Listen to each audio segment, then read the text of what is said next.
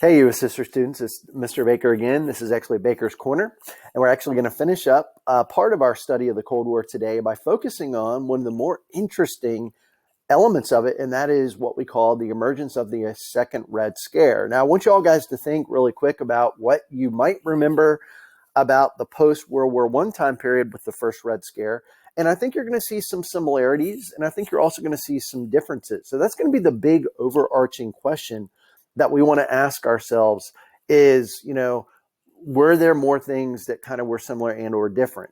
All right. Now, first of all, you'll notice, guys, that a lot of historians like to call, or at least they prefer to call, the Second Red Scare is kind of like the Cold War taking place on the American home front. Okay.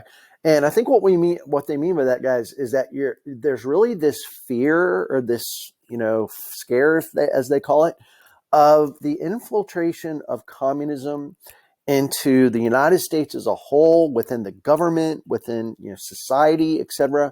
All right, and so guys, as you can imagine, this is going to be something that really develops into the post-World War II period. I would say up until probably the later 50s and maybe even a little bit beyond then. All right. So the question is, guys, is that what are the overall effects going to be? And the answer is, guys, is that there's going to be a lot of attention brought to security and safety. All right. So the idea of duck and cover drills and the idea of fallout shelters and even promoting the seriousness of this is going to be extremely important. All right. Now, we don't have time to watch this today, but guys, if you look at the picture on the far left and right here and also my link, all right, you can actually go to YouTube and type in like Bert the Turtle, Second Red Scare video or something like that. And guys, you're going to see literally there was propaganda put forth. Some of you maybe have already seen this. And it's going to be extremely influential. And guys, the duck and cover drills, I mean, that was done in schools. I mean, you watch the video, you'll see this, guys. Whenever you would hear like the alarm or the indicator go off, I mean, there was no, oh, I might get under my desk. No, it was almost clockwork. All right. Snap of a finger. Okay. And so what we find, guys, is that there's going to be a lot of things happening politically, socially, etc. We'll look a little more at the social side of the 50s later. Okay. And so what do we notice? We notice fallout shelters becoming more common. We notice, guys, even like Life magazine. A lot of you guys have heard of those kinds of magazines. I mean, this is actually an example of a front cover of an entire edition that was actually dedicated to how to build a bomb shelter at your house. And it had, guys, things like pictures like the ones that you see below here on the far left, all right, necessary items, etc. This becomes kind of a fixture, some people would say, of pop culture in the 50s, all right? And then, of course, up here, you notice, guys, again, another picture of what one of these would have looked like. Now, at the end of the day, students always ask me, okay, Mr. Baker, first of all, did you do these drills? My generation, guys, at least where I grew up in Southern Ohio, I was born in 1975, just to give you a little bit of context. I don't remember doing these, all right? But if you talk to people that grew up in the 50s and the late 40s that were in especially larger urban environments, DC for sure, New York, Chicago, places like that, guys, these were pretty much the norm, okay? So therefore, it was a serious thing.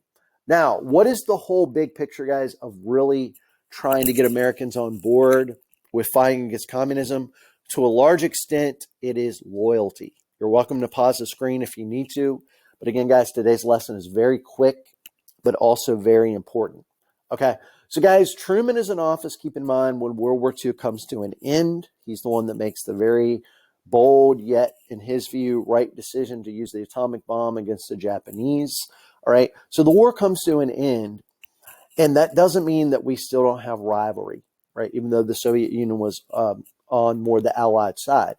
And the Soviet Union, guys, becomes a further rival when you look at things like their entry into the Pacific Campaign, the eventual division of like North and South Korea during the Cold War, or as a result of World War II, excuse me, all right, and also the war that is fought between North and South Korea and also the UN, all right, amongst other countries as well. All right, so guys, what do we notice? Truman really promotes this idea of loyalty, right? And we're not going to say a lot about every single act that is passed, but guys, a lot of things are going to be done that affect the government. They affect mainstream society, right? There's an organization or a group that's called the HUAC, which stands for House Un-Americans Activities Committee. And they would basically investigate, activity that deemed to be either communist or radical. That sounds a little bit to me like the Palmer raids or some of the similar kinds of things, guys, with the post World War I time period. All right. And guys, they even went to investigate people that were in Hollywood, anywhere from actors to directors to producers of films and things. All right. And guys, the Hollywood blacklists. A lot of you guys are like, well, Mr. Baker, when we talked about the labor movement, we talked about blacklists where people that were in unions were put on these as kind of like a way to identify their allegiance to unions. Guys, the Hollywood blacklists were basically, you were put on there if you were even deemed to be sympathetic to the influence of communism. All right. And so, as you can imagine, I think the famous actor Humphrey Bogart, I think, was even accused. Now, I think eventually there was him being able to redeem his name and everything, guys. But that was a big, big deal. And guys, think about what the problem would be if you're an actor, if you're a producer, if you're a director of a film or something like that, and you were associated with communism, guys, and the people are like, well, this is not loyal to the American way of life. That's going to literally affect your bottom line. It's going to affect your paycheck. It's going to affect your ability to draw in consumers and people to go to your films. It's a big, big deal. Guys, a lot of people's lives were affected by this, as we'll see more with McCarthyism in a moment. Now, you're also going to see the rise of spy cases. Now, I don't know about all of you. When I think of a spy, I think of people that are actually where they shouldn't be, that actually, in some cases, are gaining intelligence and information. They're basically leaking secrets. And guys, in the case of the Rosenbergs, this is probably the most well-known spy case. Julius and Ethel, they were a husband and wife team. And they were leaking, at least allegedly, they were leaking atomic secrets to the Soviet Union. Now, as you can imagine, this is a big deal. We have an arms race developing in the late 40s moving forward. And the Soviet Union in the late 40s eventually develops their version of the atomic bomb. And ergo, Truman says, we got to outdo them. So he commits to another hydrogen bomb, another form of atomic bomb, the hydrogen bomb. And the Soviets do this shortly after. All right, guys, the Rosenbergs were eventually accused, tried, convicted, and executed for their involvement. So this is not a small-scale thing. People lost their lives over being accused. The Alger Hiss case is going to be a little bit different. It is a spy case, but Alger Hiss was not put to death. He was tried. He actually was an example, guys, of the concern over too many communists being in the American government and basically its departments, which leads us to one of our last things, and that is the rise of McCarthyism. Do any of y'all know anything about Joseph McCarthy? Well, if you don't, an interesting character. He was a senator from the great state of Wisconsin. And he actually used the second Red Scare or the sphere of communism to kind of drive his agenda and eventually his re-election chances. So he does. He basically makes a lot of accusations, guys, against people in government. He made a comment, something along the lines, if there's one communist in the government, then that's one communist too many. Ergo, he's going to bring a lot of attention, guys, to this hysteria that people associate with it. And guys, he was very, very blunt. You see him on television. He was very much, guys, about accusing. Now, the communist witch hunts are going to get a lot of attention with him. And he uses this again. He does gain some, shall we say, criticism because he goes a step too far in some people's eyes when he starts to actually make accusations against the American military. Why would that be seen as a definite no-no? Well, guys, think about it like this. To a lot of people, the military represents freedom. They represent heroes. They represent a lot of people, guys, that put their lives on the line to protect us in times of war, in different situations.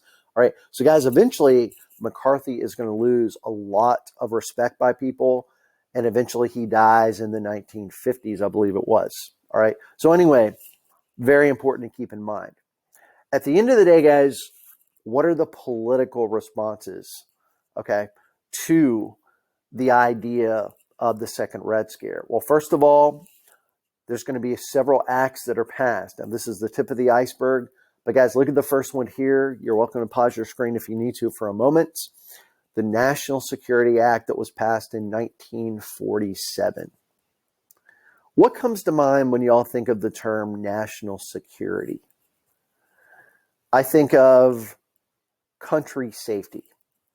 This is a picture, guys, of then President Harry S. Truman signing the actual act into law, and you can see a lot of people around him, both Republicans and also Democrats. Okay, so therefore, this was a very well-supported act that he eventually gets his ink out and actually signs. Now, the question is, what in the world does it really do? Well, first of all, guys, what it really, I think the big picture that's important here is that it basically reorganizes the military, and it also creates several other agencies to actually help, support this, this loyalty and also some of these, these negative things associated with communism. First of all, we renamed the Department of Warfare to the Department of Defense. Why would we do that? I mean, the Department of Warfare, guys, if you go all the way back to the era of George Washington, has been around since the 1780s, the 1790s with the first cabinet. And if you're thinking it sounds less aggressive, in some ways that's probably true, right? But guys, if you think about it, this is basically an ideological time period of conflict between the democratic world, or the free world as we call it, with the United States and other countries, and of course the oppressed world, or the communist world that of course was heavily influenced by the Soviet Union. All right. So guys, the thought is that we want to appear the least aggressive as possible. Defensive to me sounds a whole lot different. You're protecting against negative infiltration of ideas and maybe even influences. Okay. And therefore, what happens? You're going to see this important. We also have the creation of two important agencies, which we won't say a ton about today, but are important to know that they exist: the National Security Council and also the Central Intelligence Agency. Both of those are agencies or government offices, if you will, guys, that are going to have a lot to say about, protecting the nation, gathering intelligence, okay, providing security briefs and things to the United States president and other groups. They're both going to have significant advisors to the president. So you're going to have a CIA director, all right, that's actually going to be kind of like the head of the CIA. And you're also going to have the National Security Council that's also going to have a person who is appointed by the president and eventually will be confirmed by the Senate, right? Now, something to keep in mind, guys, is that the National Security Council is going to be heavily involved in a lot of these military decisions that you'll see popping up during this time period. Also with the CIA, there's going to be a lot of what they call covert operations. Now, these are going to be operations that are carried out by trained people usually, and the ultimate goal is to try to protect the interests of democratic, areas, to protect that side of it, right? So, guys, you're going to see a couple of major covert operations that stand out in the 50s. One of which is going to be Guatemala, which is really pretty close to the United States, as we know. And you're also going to notice another one that stands out, which is the CIA covert operation in Iran. All right. We actually supported, just a quick story before we talk about this a little bit more, if we have time, guys, with President Eisenhower. Okay. But during that time period, Iran, as we know, was a pretty strong oil ally to the Western world. All right. It had been basically, kind of compromised. We don't want to see oil compromised. We certainly don't want to see a government that isn't kind of a little bit more pro-Western. So what do? We lead a covert operation, which is essentially, guys, you could say a coup d'etat or an overthrow. Okay. So we put Raza Shah Pahlavi in power, who, by the way, is going to be in power until the later 70s. Okay. Why is that a big deal? It's a big deal because, guys, a lot of these covert operations are going to be controversial. Another one that you come across in the late 50s that we mentioned briefly last time, but I think it's probably one of the more well-known ones as well, is going to be the Bay of Pigs with the failed invasion to overthrow Castro in Cuba. Okay, so therefore the CIA is heavily involved in a lot of those things. And then a lot of you guys are wondering, okay, Mr. Baker, what about these Joint Chiefs of Staff? Well, imagine, guys, you have military advisors for about every branch of the military, from the Army to the Air Force to the Navy, et cetera. All right, guys, those are basically high up people that are going to basically be, again, advisors to the president. Okay, you see a lot of their importance during the Cuban Missile Crisis, where, a lot of them guys were thinking, let's go in, let's take the missiles out, let's do things that are more, more hands-on rather than more hands-off with blockades and things. All right, when I say hands-on, I mean, guys, more attacks, directly actually taking out missile sites and things. All right, and so, guys, what you'll notice if you ever watch that film I referenced last time, 13 Days, is that there's a lot of dissension or even division between the goals of Joint Chief Staffs and also sometimes the president. All right, but nonetheless, they give the president some briefings on, like, for example, in the case of John F. Kennedy, he's like, well, if I want to do these airstrikes, Maxwell Taylor, by the way, was the head of the Army Joint Chiefs of Staff. He would say, sir, we could have these ready as early as 5 or 6 days. So they're giving them guys further details about the status of certain things related to their military branches. And then the question is, all right, what about the Smith Act? Well, this is very similar to the Espionage and Sedition Acts during World War I, so another similarity to the first Red Scare. All right, but guys, the big picture here is it's not constitutional to overthrow government by force. All right, so in other words, don't try to do anything like that. Now, this could also be seen as, unconstitutional to go against the government in other ways. Fear of communism and government, again, is the big picture here. Okay, so guys, this is the tip of the iceberg with where we are post-World War II. Next time, we will pick up with some of the domestic achievements that relate more to things like the fair deal of President Truman, and also the modern republicanism or dynamic conservatism, as it was also called, with President Dwight D. Eisenhower. All right, so it's been great to be with you. I know this was a quick lesson, but it's kind of like our third installment of the Cold War in its early stages. As always, guys, feel free to email me, and stay safe, and let me know if you need anything.